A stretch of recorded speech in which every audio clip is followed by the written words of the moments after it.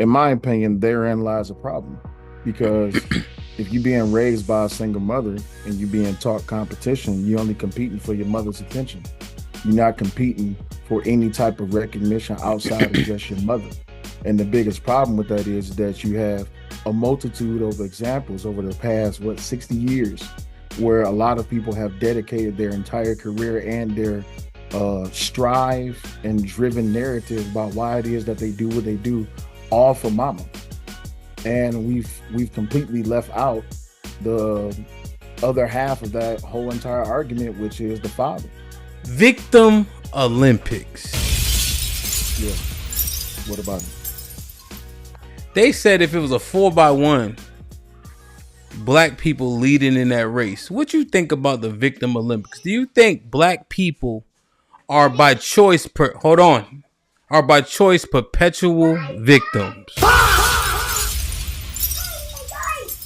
Absolutely, without question. Well, so the easiest way to break this down, because I don't want to take too much time to explain it, but there's a certain demographic within the entire populace of the black community that perpetuates victim mentality, and it promotes it to a way to where now there's a value to it, where you get status and clout and you get glorification for being a victim. So that's a big problem.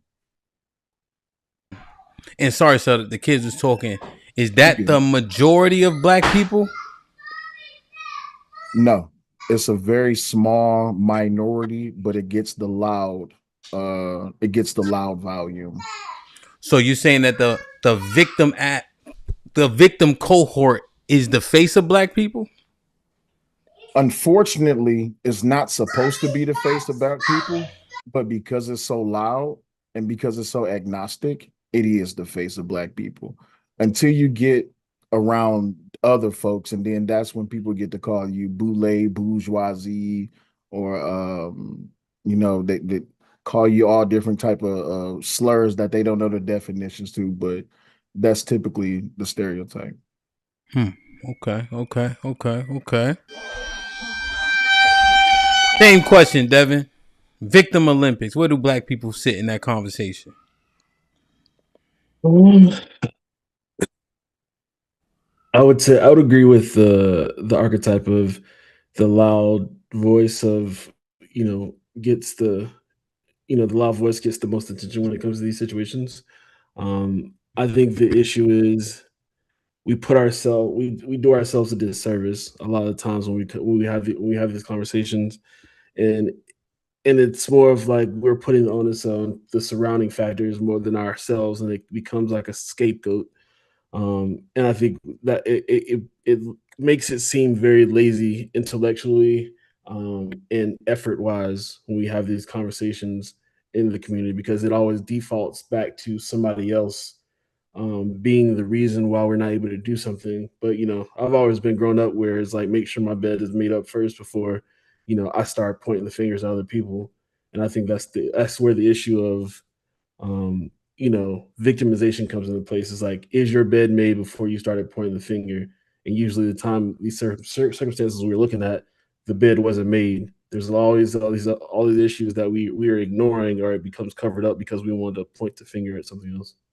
Okay. What you think, Mufasa, August, Big Aaron?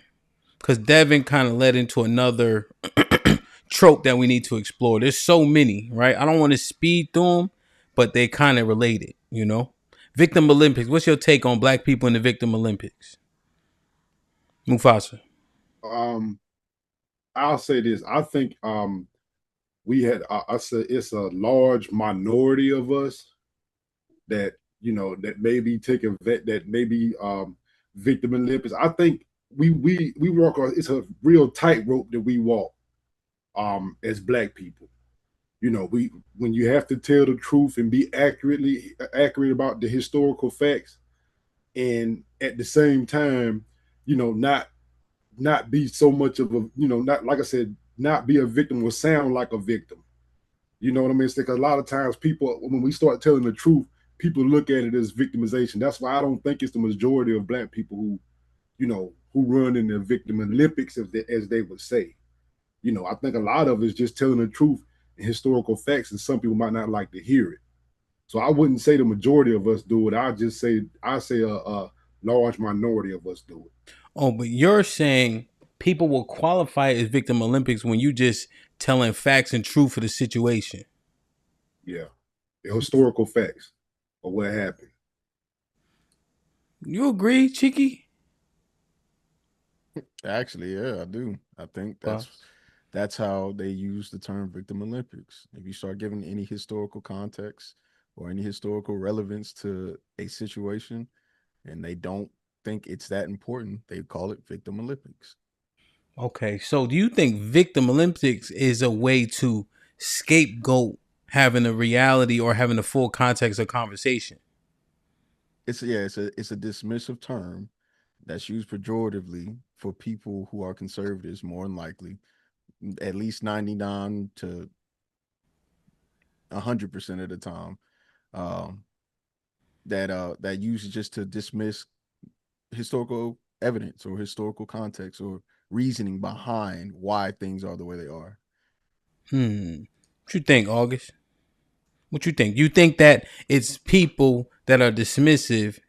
I'm not even dodging, right? Just trying to say, nah, you trying to add all that context, that doesn't matter. You making a choice to be here. It don't have nothing to do with the history of your people. I think that the victim Olympics definition is more so using what has happened as an excuse and continue to use it as an excuse versus actually doing the legwork yourselves. So I think that's where the term comes from. I don't think that overall most people or America for the most part is being dismissive to the black plight, because there's a lot of movements and a lot of different organizations that are, I think we're really overcorrecting right now just in black America. But I think that there is a truth to there being a victim Olympics mindset in the black community. So Okay, so you're saying I don't know like if, I don't know there's I don't know if that answered the question. kinda, but it's like some, right? So what do you think? Do you think like Cell said yes, and then he gave his context? He's like, it may be a minority, however, the minority is a representation, right? So what do you think if you had to make more of a steel man statement? I would say a majority. I would Majority say of more than us running the victim Olympics. yeah. Why? Just the mindset, the way we were raised, our culture. You know, What's what's the culture? us coming from single mothers, you know, we sit around and we feel like something should be given to us, and we're waiting for someone to come and save us. You know, we're waiting for them to give us reparations, or waiting for all kinds of things that we have to go out and take, and we're not understanding that for the most part. And you think that modus operandi comes from us from coming from primarily single mother led homes?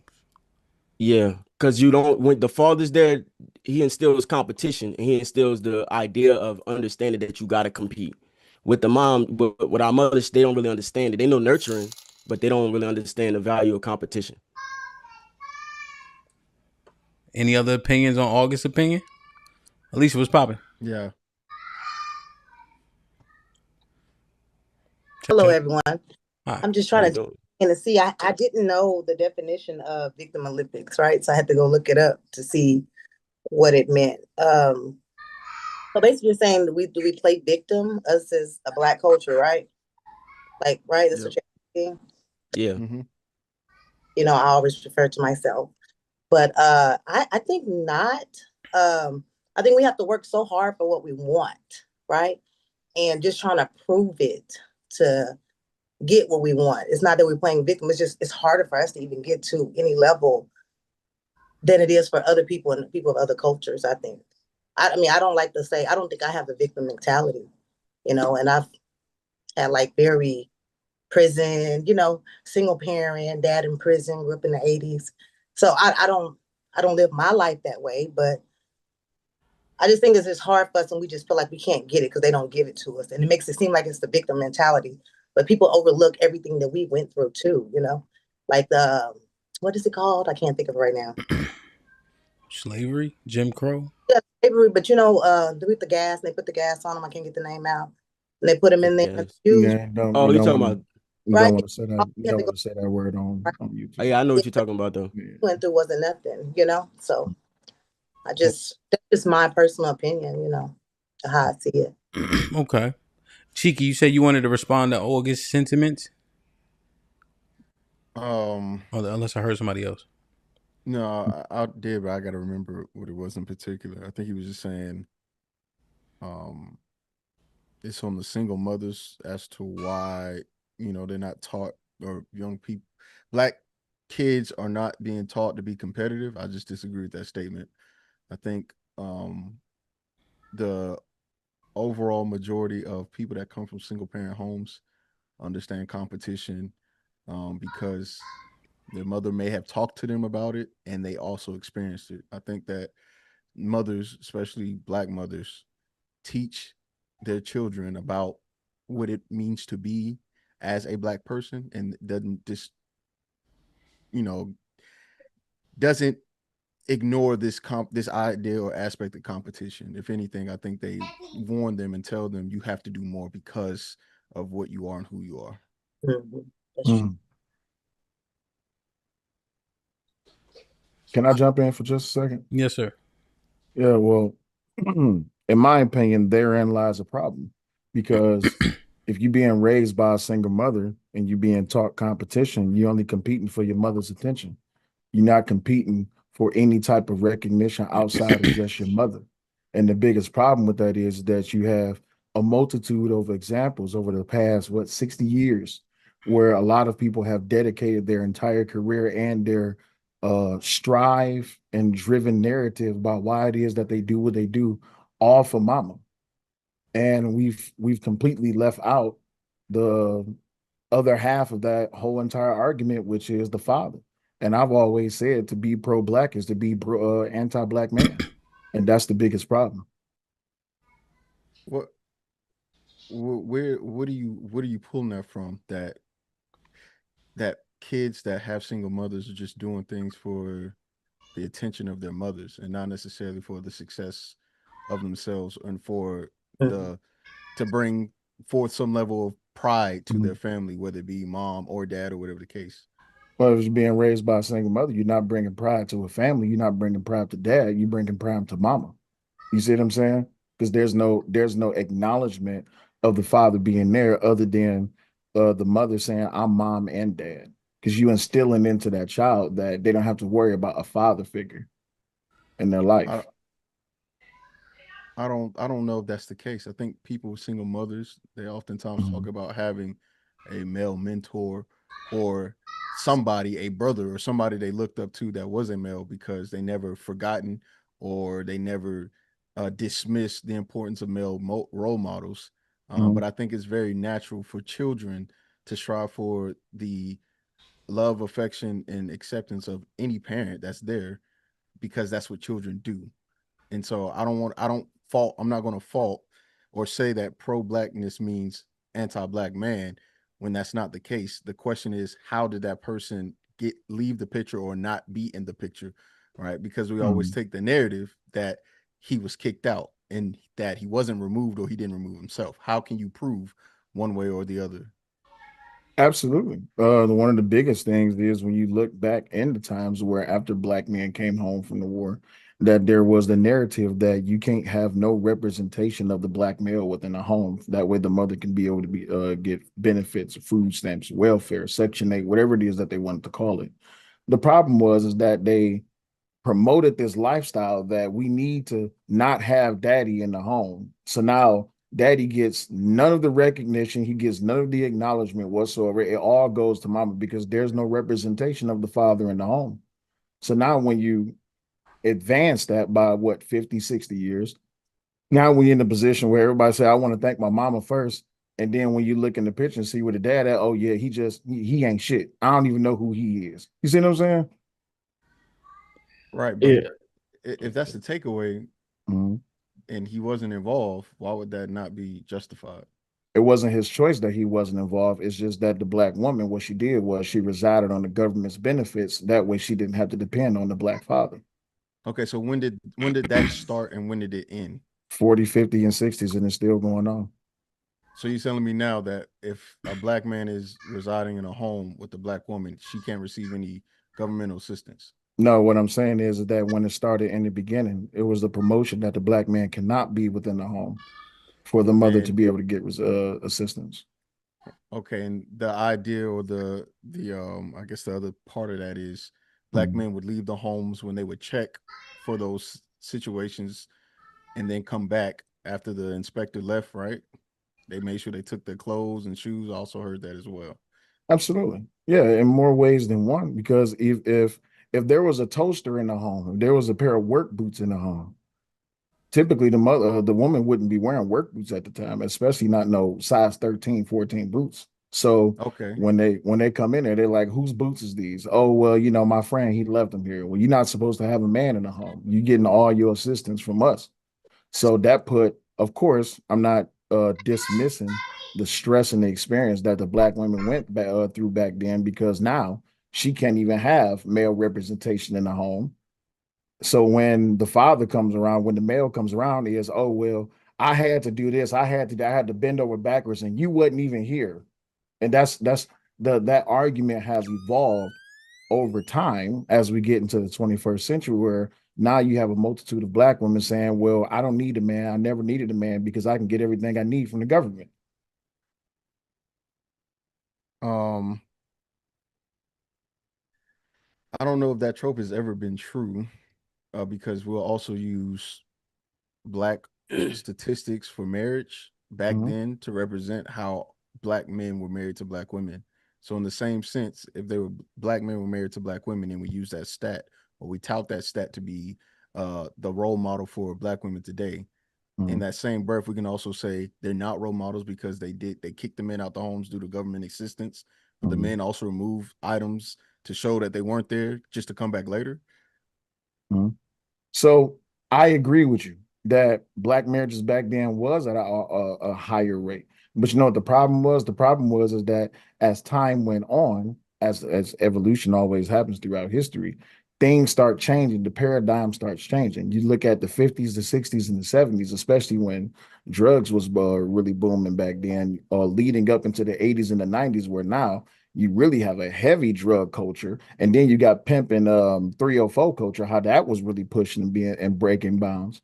Now you have a whole entire system where you look at the entertainment, look at our black exploitation films, look at our movies, look at our listen to our music, read our books. There was Right. always a promotion of not having the male within the house. But in those black exploitation films, it was most of the black men being the pimps, being the drug Absolutely. dealers, being those things as well. So Absolutely.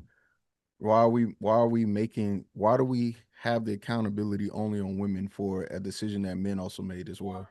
Absolutely. And the biggest thing is, and I agree with you 1,000%, is that when you look at those black exploitation films, you see the men in positions as the drug dealers, the women abusers, the pimps. But guess what? That's what they did back then. It's the truth is in the pudding. That's what we promote now. Listen to our music. Look at the music that we was listening to in the 80s and the 90s and the early 2000s. Hell, even now. How YN culture is nothing but just a reproduction of pimp and hoe culture and gang culture back in the day. It's no different. It's just evolved because now they're using switches instead of using their palms. Are we molded by our music today? I think the music is expressing the reality of the culture. I don't think the music is doing the molding. I think it's doing more so the expressing. Hmm. I think it's doing the molding. Yeah, the music definitely has an influence because um now y'all know I was born in 89. So some of y'all that's older than me, y'all know what music was being played in the early 80s, late 70s, early 70s, right? If I'm not mistaken, didn't they have this thing called conscientious rap where it used to be like a positive thing, right? And then Common. somewhere in there it changed to thug rap. It changed to gangster rap. It changed to Uncle Luke and all this, that, and the other. What happened? We went from conscientious rap to booty shaking music. But that's no different because you go listen to some of those old school blues musics back in the day, and you got a woman saying about how she gonna take the black off a man's member just by doing a dance on him. So it's always been a promotion of degeneracy. The question is, when does it stop, and why have we not acknowledged the fact that degeneracy is being promoted at an all-time high? Well, I know why, because it's music sales, sex sales. That's what I was about to say. Yeah, Mhm. that's what they want to buy. That's the same thing with the song that's happening right now. I forgot the name of it, but that's just, everybody going crazy about it. There's a market for it. So people are buying it, they're sharing it, they're singing it. And it's why I say that it's the culture expressing it is because we are accepting of that. It's not like they don't have conscious music out right now. Just 'Cause they don't do. nobody want to hear that shit. And that's not true either. Like I mean, if look you at it, if you you, look you at gonna go, the three biggest artists, who are they and what do they speak on? it's not conscious rap. I'm talking about like you have mainstream conscious rap, but nobody's like really vibing for conscious rap. Like the biggest record right now ain't a conscious record. The way that people dance and move, conscious music, there are conscious artists out there. There's a whole genre of them. It's just that it's not mainstream. There are some mainstream, but it's not super mainstream and super acceptable and devoured the way that a lot of the degenerate music that we create is. So You know what How I do mean? you? so what we consider Kendrick Lamar and J. Cole? I'm not saying that they don't exist. I'm No, just saying I'm that not saying that. I'm not saying it either. I'm just saying I would it's consider kind of Kendrick. I would consider yeah. Kendrick Lamar a conscious rapper, and I would also consider J. Cole semi-conscious as well. But he just did the Super Bowl. That would be the most mainstream you can get. I would That's give you that, but you just you name Kendrick Lamar and that's it. And he's the representation of what conscious rap is. You don't go down to be like, oh well, what about like Mac Miller or all the other Who? motherfuckers that's super. Yeah, the white boy. You don't know Mac Miller. Ain't he You dead? know what I'm saying? Yeah, he did. But I'm just saying, like, He's I'm just using him as a conscious. loose example of other conscious Mhm. rappers Wait, that wait. exist. For You got context, Kendrick and that. for context, Good. J. Mac Miller was conscious. His big. I'm just. It's a loose example. Don't. I wouldn't say Well, conscious, August, but the you know what I'm example. Well, saying. because here's the thing, right? Because you're asking for examples, then you got the nigga that says, "I love college, I love drinking," and then he That's not. overdosed. That's not Mac Miller. Yes, it That ain't is. that. I thought that was it's that other white boy. Asher Roth, but it is Mac Asher Miller Roth. Oh as Yeah. yeah. well. It's Oh both. They yeah. did college raps. That was a thing. Yeah. Yes. Okay. Look, like a So B.O.B. Like a B.O.B. You know what I'm saying? Like B.O.B. He had his time, but B.O.B. ain't at the top. You know what I'm saying? okay, Shit like that. I thought yeah, but I guess my question is right, just to reconcile it. Kendrick just did the Super Bowl. If he's conscious rap, that renders your point moot. That's I kind of don't my think it. point. I don't think it He's does. And the reason why I say it doesn't is because of volume. Like there's but so much Kendrick or um J. Cole that you're listening to. Though you would say they are probably a tenth of all the music you listen to in totality. Real quick, So Devin. If you take the top 10 drill rappers and add up their streams, I guarantee they won't have as much as Kendrick Lamar. Remember, J. Cole remember, together. J. just Cole remember, and Kendrick because just together. think about, because I'm just listening to the argument. I understand what you guys are saying, but then when you say that it's not mainstream, you would have to compile their streams and then put it against Kendrick, right? And now he had more views on the Super Bowl than Michael Jackson. Yeah, So but it's not that Kendrick isn't popping. That's not the point. But it's Okay. just one Kendrick. You know what I mean? There's a plethora of other I got you. artists that I got you. You understand what I'm saying? Hey, And that's I what's got you. more. But August, real quick, it let goes- me just finish this Good. last point. I just want August to respond to this. I'll get out the way. Alright. If he has more streams than all of them combined, who has more reach? Him or all 10 of them? How do you quantify him. this?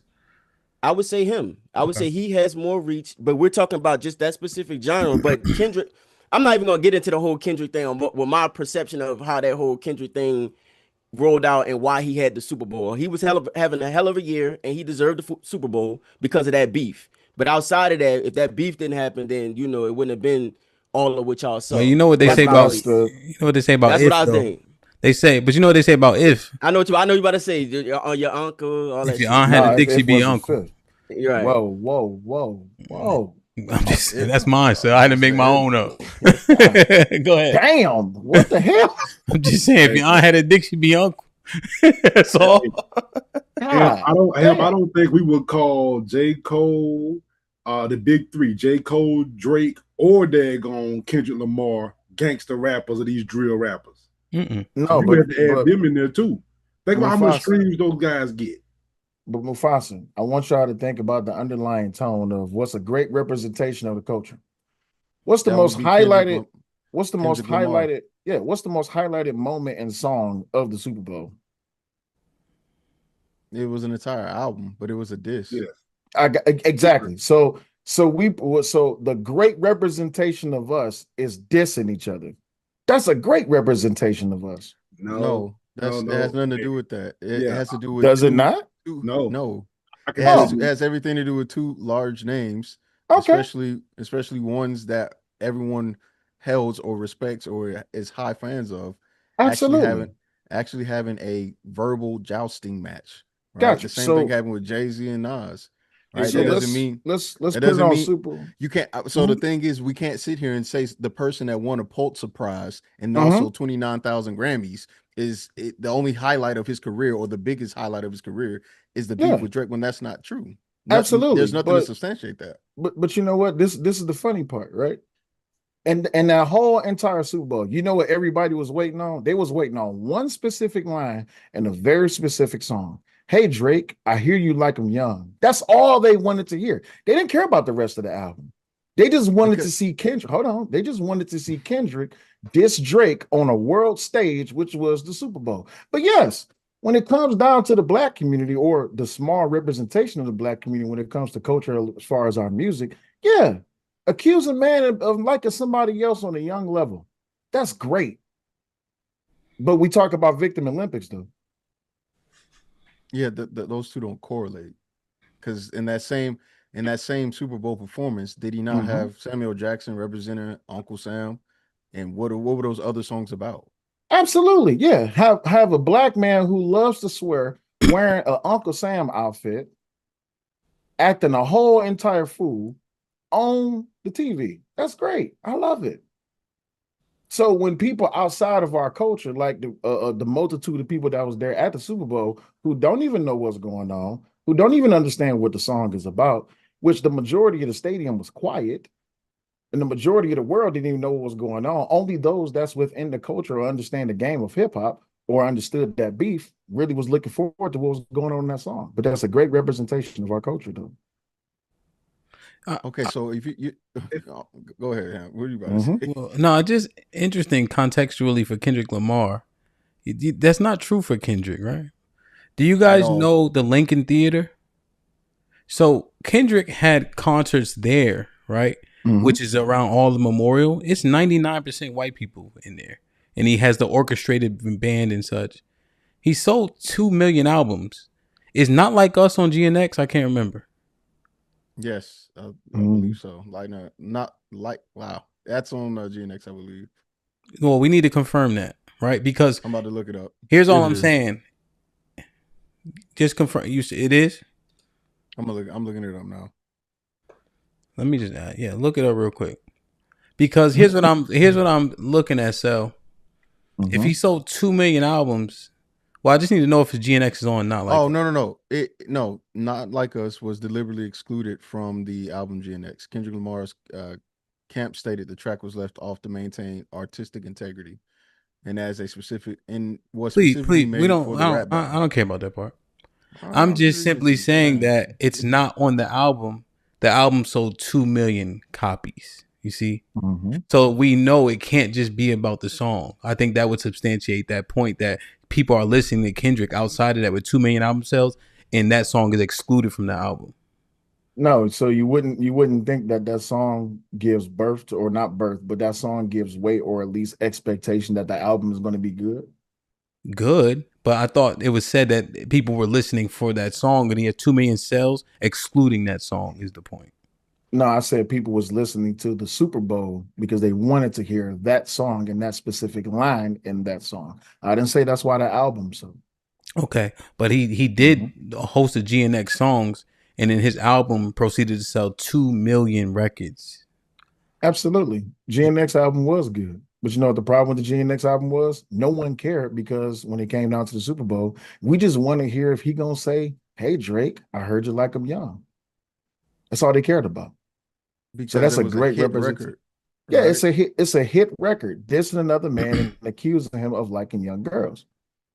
Right, but if you reduce that down to that and not all the musical elements that made it a hit record, then of course you can say that. If it's catchy and there's something to it, of course it's going to be a hit, which is the same reason why other hip hop songs are a hit. Is because there is a artistic genius or artistic formula with the hook, with the lyrics, with all of those things that make it what it is, and that's the right reason why most of the people who were tuned into the Drake battle was not like, oh, I wonder if he's going to do it at the Super Bowl. It's the biggest song in the country right now. Why wouldn't he do it?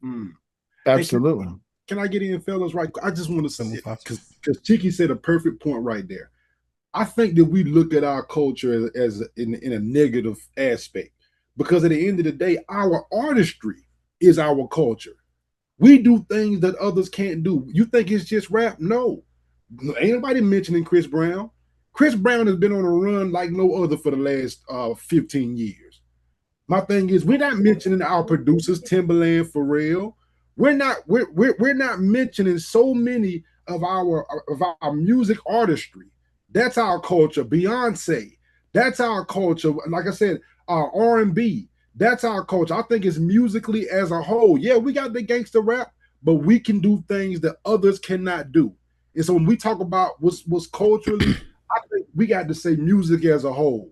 We just can't zero in on rap, because we do everything better than everybody when it comes to music.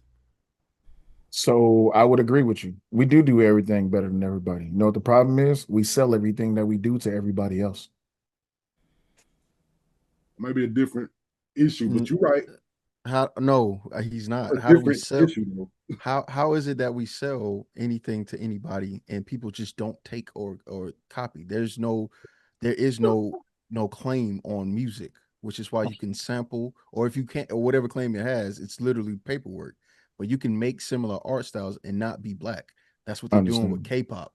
So it's not like black people was like, oh, let's go to Korea and sell our artistry. No, Korean pop artists heard what black people were doing, thought it was good, and rebranded it for an audience for them. Nobody sold that. I want to do. But who's the?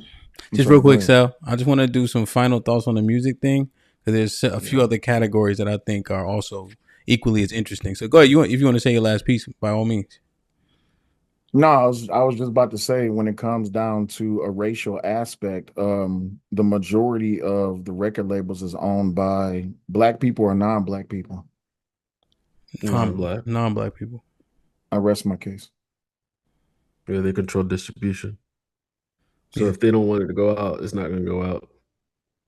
Yeah, and I rest my case. Well,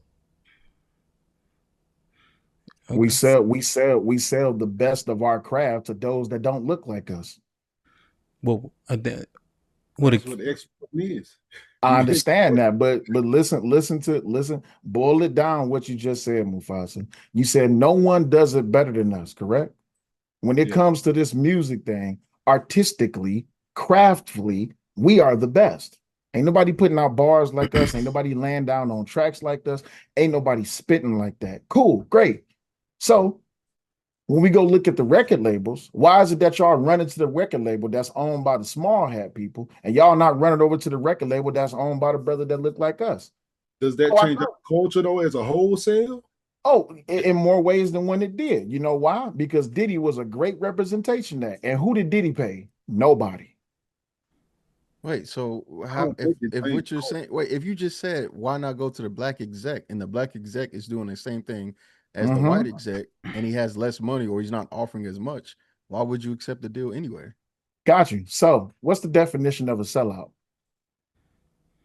I don't know. Selling out your own culture, right? To get something better than what everybody else got, right? No, I don't think so. So what's the definition of a sellout? I think that would be a level of betrayal into that motive. Is it betrayal to go against your own culture? Is it a betrayal to go against your own culture? Depending on what it is, depending on what it is you're going against. So if I go to someone outside of my culture to get benefit and money to talk and behave in degenerative ways within my cultures, and I get paid for it outside of my culture, am I selling my culture out? No, I don't think you're selling your culture out. Just remember you said that.